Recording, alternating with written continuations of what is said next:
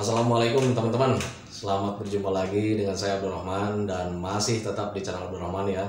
Dan masih tetap juga mengupas tentang seputaran asam lambung, GERD, anxieties, psikosomatis. Nah, di season kali ini saya akan mencoba menyampaikan jawaban dari pertanyaan teman kita, dan kebetulan pertanyaannya itu belum sempat dilontarkan sama siapapun gitu ya teman-teman ya. Pertanyaannya, Pak, apakah saat terkena gangguan asam lambung, GERD, anxieties, psikosomatis sampai sekarang sembuh total? Ada nggak beberapa hal atau satu hal di bagian Bapak yang sampai sekarang itu tersisa katanya tidak bisa disembuhkan atau tidak dipulihkan? Nah, itu pertanyaannya. Nah, bagi teman-teman yang ingin tahu juga dan bagi teman-teman yang melontarkan pertanyaan itu juga, saya akan jawab di video kali ini. Tetapi sebelum videonya saya lanjutkan, seperti biasa ya, iklan dulu. Bagi teman-teman yang baru bergabung, mohon ya videonya itu di-subscribe dulu, karena untuk subscribe itu tidak memerlukan biaya. Jadi subscribe itu tidak memerlukan pendaftaran. Subscribe itu adalah hal yang sangat mudah sekali bagi teman-teman lakukan ya. Jadi teman-teman itu cukup memijit saja tulisan yang warna merah, tulisan subscribe. Biar kenapa?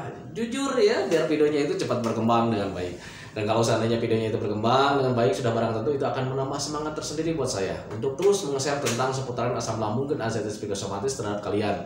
Kemudian jangan lupa juga tekan tombol loncengnya sama tombol like-nya ya teman-teman ya, biar kalian itu dapat notifikasi atau pemberitahuan video saya yang terbaru. Karena saya itu akan terus nge-share tentang seputaran asam lambung, GERD, anxieties, psikosomatis ini terhadap kalian, dengan tujuan semoga saja videonya itu menjadi wasilah atau jalan keluar bagi kalian yang sedang mengalami gangguan asam lambung, GERD, anxieties, psikosomatis hingga membaik, apalagi sampai sembuh total. Amin ya rabbal alamin. Minimal bisa memberikan motivasi saja, atau lebih minimalnya lagi hanya sekedar menemani kalian saja yang sedang merasakan gundah gulananya atau misalkan sedang merasakan sensasi tidak nyamannya dari gangguan asam lambung, GERD, anxieties, psikosomatis. Nah, itu teman-teman ya. Nah, kembali lagi ke topik utama teman-teman ya. Ada nggak sih bagian hidup saya atau bagian diri saya atau bagian tubuh saya itu yang tidak bisa disembuhkan sampai detik ini gitu teman-teman? Itu pertanyaannya. Nah, patut kalian ketahui teman-teman ya, untuk gangguan asam lambung, GERD, anxieties, psikosomatis memang halnya seperti itu teman-teman ya. Jadi sangat mengganggu sekali, rasanya sangat dahsyat sekali. Jangankan untuk medisnya yang tidak nyaman, pikiran kitanya juga terganggu. Jadi kalau misalnya teman-teman yang bertanya hal seperti itu, hal yang sangat wajar sekali gitu teman-teman ya. Karena apa? Karena kita itu sedang mengalami ketakutan. Takutnya itu kita itu tidak sembuh 100%, tidak sembuh total gitu ya. Jadi takutnya itu kita itu akan hidupnya itu begini terus gitu ya. Nah, itu teman-teman hal yang sangat wajar sekali. Tetapi tidak apa-apa gitu. Itu pertanyaan itu memang hal yang sangat wajar sekali, karena untuk orang yang terkena gangguan asam lambung, GERD, anxieties, psikosomatis, sifat keponya itu sangat besar sekali gitu teman-teman ya. Dulu juga saya begitulah gitu ya, ketika terkena gangguan asam lambung, GERD, anxieties, psikosomatis selalu mencari-cari informasi. Ini bisa sembuh total nggak gitu ya? Ini nanti dampaknya gimana? Ini jangan-jangan sakitnya itu nggak akan sembuh-sembuh. Seperti itu hal yang sangat wajar sekali, karena itu lahirnya itu memang dari apa? Dari sensasi yang sangat tidak nyaman. Hal itu kita baru merasakannya, rasanya sungguh aneh gitu teman-teman ya. Kok rasanya begini, sakit itu gitu ya, udah ke dokter nggak sembuh, udah kesini nggak sembuh. Jadi ya memang hal yang sangat wajar sekali. Nah, saya jelaskan di sini teman-teman ya, apakah ada bagian saya itu yang tidak bisa disembuhkan sampai sekarang? Ada teman-teman ya, tetapi itu bukan hal yang sangat besar dibandingkan sama rasa sensasi yang dulu ketika terkena gangguan asam lambung, GERD, anxieties, psikosomatis sangat tidak nyaman sekali. Nah, sekarang ada bagian saya itu yang tidak bisa disembuhkan sampai sekarang, ada, cuman bukan hal yang sangat besar bagi saya. Apa sih itu? Nah, ini teman-teman ya, ini sampai sekarang nggak bisa disembuhkan teman-teman. Gigi saya nih, bagian kiri sama bagian kanan, bagian dalamnya itu banyak yang keropos teman-teman ya. Itu sisanya, dan itu nggak bisa disembuhkan sampai sekarang. Itu nggak bisa, jujur saya nggak bisa disembuhkan itu teman-teman ya. Tetapi gigi keropos itu bagian kiri kanan itu bukan merupakan hal yang sangat besar buat saya ya. Soalnya apa? kalau misal kita tuker dengan kesembuhan, ya alangkah baiknya kita tuker saja gitu teman-teman ya. Tetapi kalian nggak usah khawatir gitu. Itu gigi yang keropos tidak semua orang mengalaminya. Nah dulu saya ketika terkena gangguan asam lambung dan ascites psikosomatis, mungkin zat keasamannya atau asam lambungnya itu terlalu asam ketika naik ke bagian atas, itu mempengaruhi gigi saya teman-teman. Akhirnya ya giginya mudah keropos sampai sekarang itu tidak bisa dipulihkan teman-teman ya. Makanya bagi teman-teman yang mengalami gangguan gigi sampai keropos sekarang itu, bagaimana cara menyembuhkannya? Aduh, tolong ya. itu saya sendiri pribadi itu nggak bisa mengembalikan gigi saya teman-teman ya. Nah, kenapa gigi saya bisa keropos? Itu karena memang dampak dari gangguan asam lambung. Kenapa dampak asam lambung itu bisa sampai merusak gigi gitu teman-teman ya? Ingat ya, asam lambung itu keasamannya sangat tajam sekali. Dan kalau misalkan asam lambung itu hanya bisa ditahan oleh kantung lambungnya sendiri teman-teman ya. Jadi kalau misalkan asam lambungnya keluar, ya sudah pasti organ yang lain itu tidak bisa menahan keasamannya. Nah itu teman-teman, banyak sekali sensasinya ya ketika asam lambung yang naik itu, kayak macam naik ke kerongkongan, itu terasa panas kerongkongan. Jadi serasanya itu dadanya yang panas, padahal bukan dada yang panas.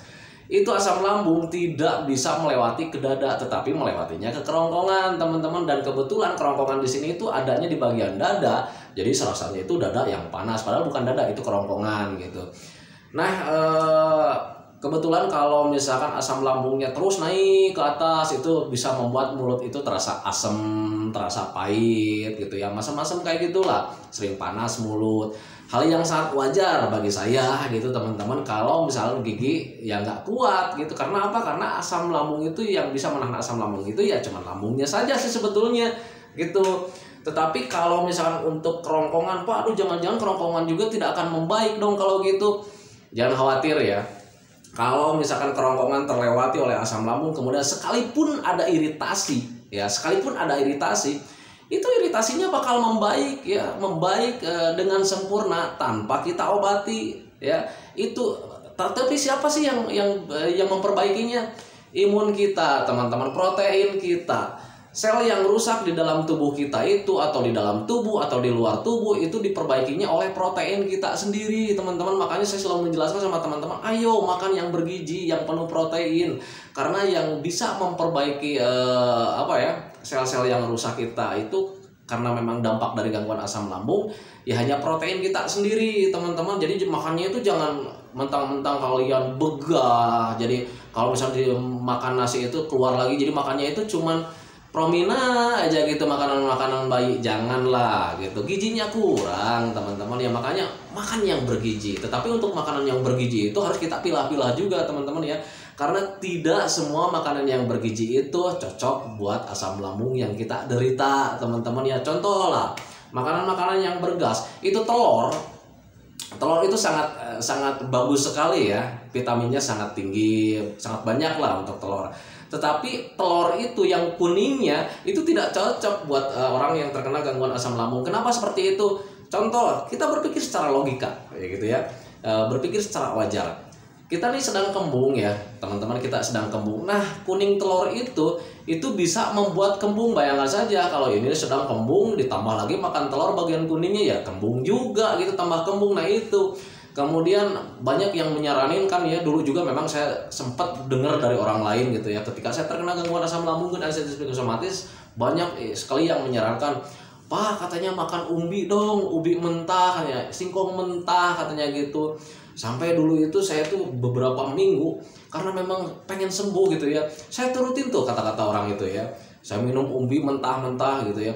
Tetapi semakin hari malah semakin kembung teman-teman ya. Nah ketika dipelajari ternyata, oh makan umbi itu salah. Ketika ada gasnya, makan umbi ya tambah banyak gasnya gitu teman-teman ya. Itu logikanya seperti itu gitu ya. Makanya saya itu mengajak teman-teman itu, kalau menangani setiap sensasi, berpikirlah secara logika, berpikirlah dengan hal yang wajar, biar kalian itu bisa menanganinya dengan tepat teman-teman ya.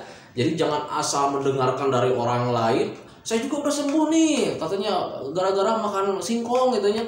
Belum tentu dia itu punya GERD ascites psikosomatis, mungkin dia itu cuma mah biasa gitu teman-teman ya.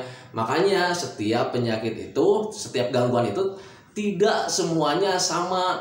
Jangankan untuk obat-obatan seperti itu, untuk makanan saja itu berbeda-beda. Di saya cocok, mungkin di Anda berbeda. Di Anda cocok, mungkin di saya tidak. Kenapa seperti itu? Karena nilai sensitif lambung kita itu berbeda-beda, teman-teman ya.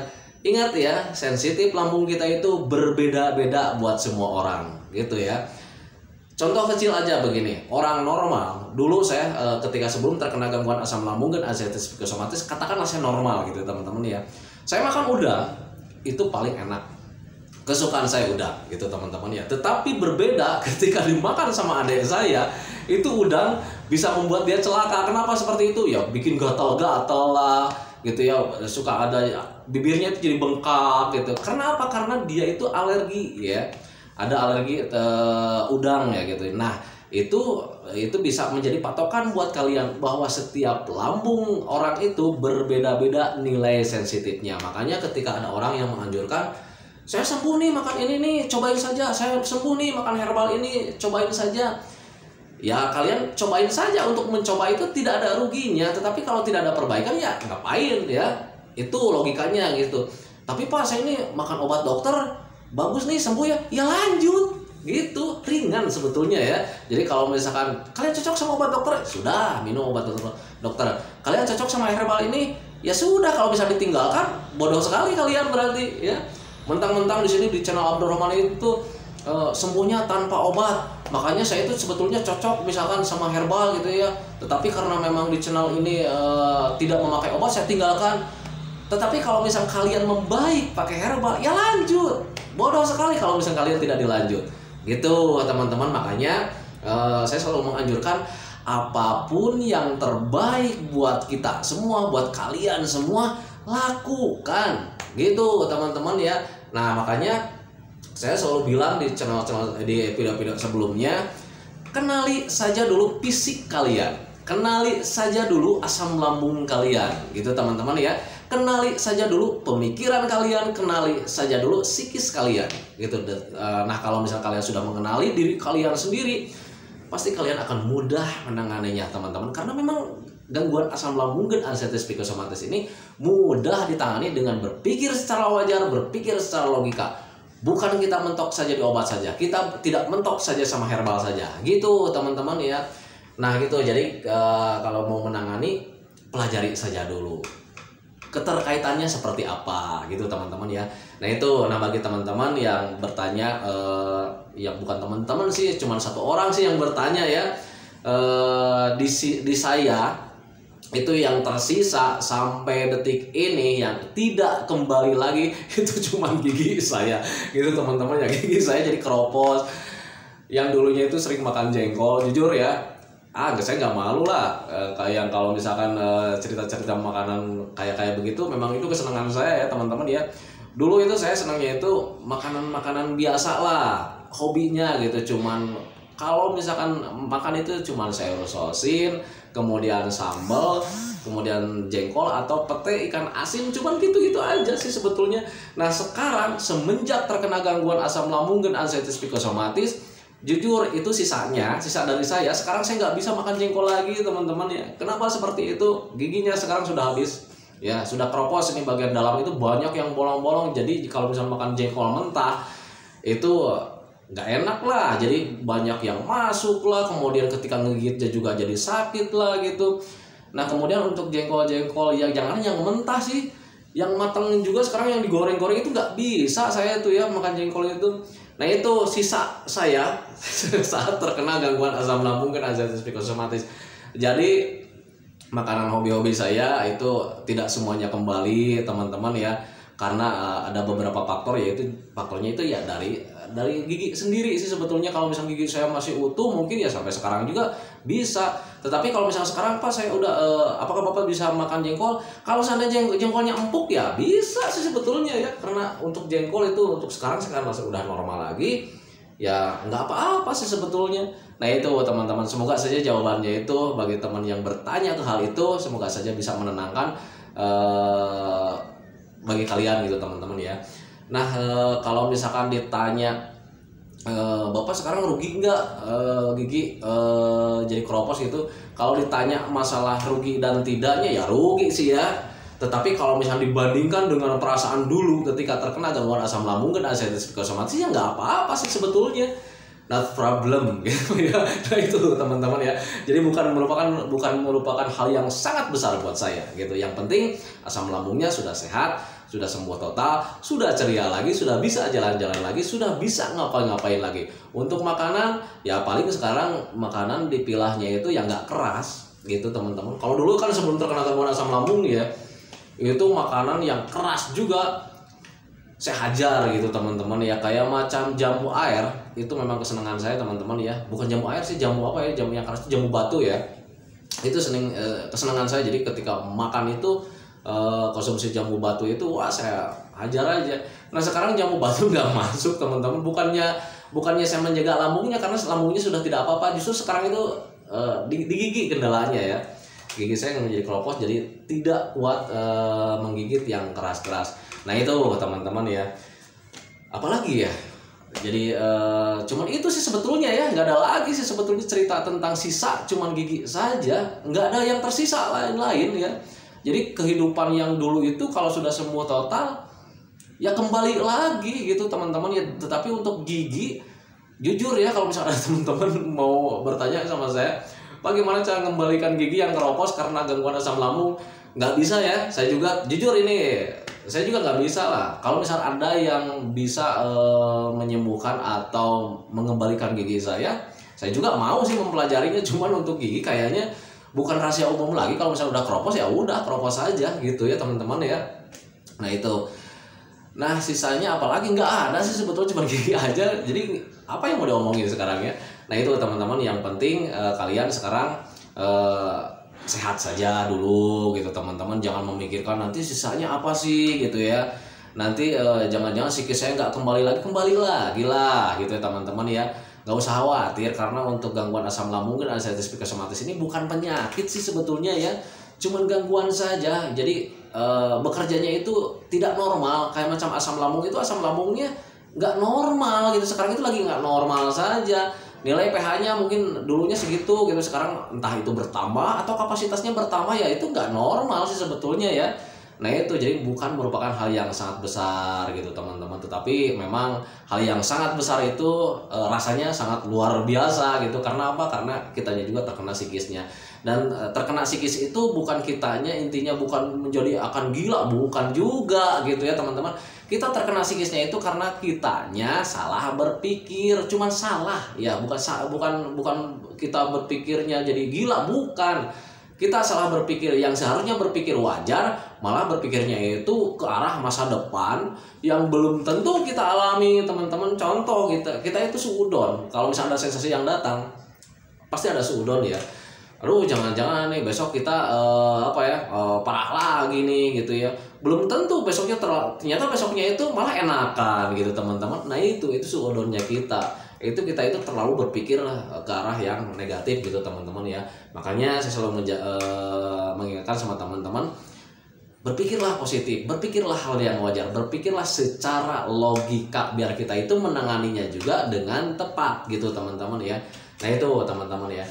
Oh nah teman-teman ya, sekarang itu hari Sabtu malam Minggu, saya tidak bosan-bosannya mengingatkan sama teman-teman, besok nih kalau yang masih sering bekerja gitu, besok kan hari Minggu nih, untuk perbaikan sering berjemur ya, kemudian jalan-jalan saja gitu teman-teman. Karena untuk jalan-jalan itu sangat baik sekali sih untuk perkembangan ya, untuk perbaikan, untuk perkembangan itu sangat baik sekali ya. Itu yang saya rasakan dulu juga.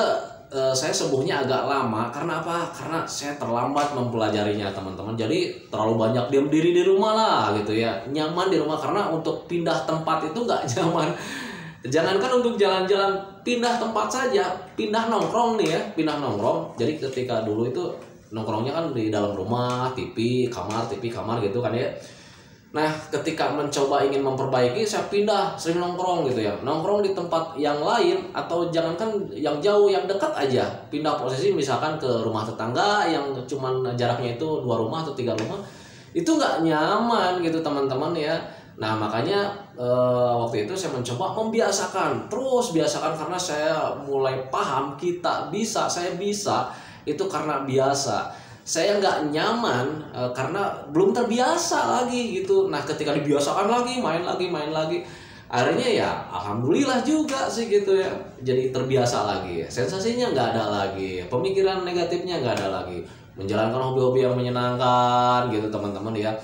Dulu sih hobinya hobi mancing. Saya itu hobinya mancing, kemudian piara hewan-hewan, sama bercocok tanam gitu teman-teman ya. Nah untuk mancing itu sempat dulu itu nggak saya lakukan karena memang kondisi saya itu masih belum stabil di medisnya teman-teman. Tetapi ketika medisnya sudah berhasil, sudah sembuh, tinggal pemikirannya yang sedikit-sedikit, saya mancing saja gitu teman-teman untuk melatih. Nah itu teman-teman ya. Nah ini teman-teman ya, karena durasinya sudah 20 menit lebih, saya hentikan videonya ya. Semoga saja jawaban saya itu tentang sisanya sekarang itu tinggal di gigi, tetapi itu bukan merupakan hal yang sangat besar, dan gigi itu sampai sekarang saya tidak kembali lagi, jujur tidak kembali lagi, tetapi itu bukan merupakan hal yang sangat besar. Nah semoga teman-teman juga yang mengalami gigi kropos nggak usah khawatir lah, yang penting kalian sembuh saja dulu. Kemudian untuk gigi juga itu sebetulnya tidak semua orang mengalami.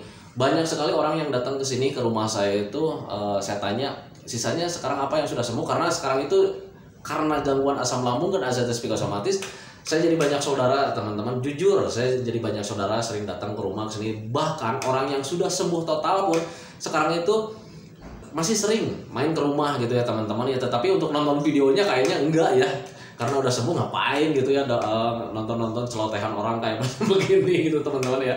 Tetapi menganggap saudara, menjadi saudara saya itu sekarang, dia itu sampai sekarang sering datang ke rumah gitu teman-teman ya. Nah itu teman-teman, videonya sentikan ya, ngomong aja nih durasi jadi tambah banyak. Selamat berjumpa lagi di channel Abdurrahman. Di episode selanjutnya masih tetap di asam lambung dan azantes psikosomatis. Assalamualaikum warahmatullahi wabarakatuh.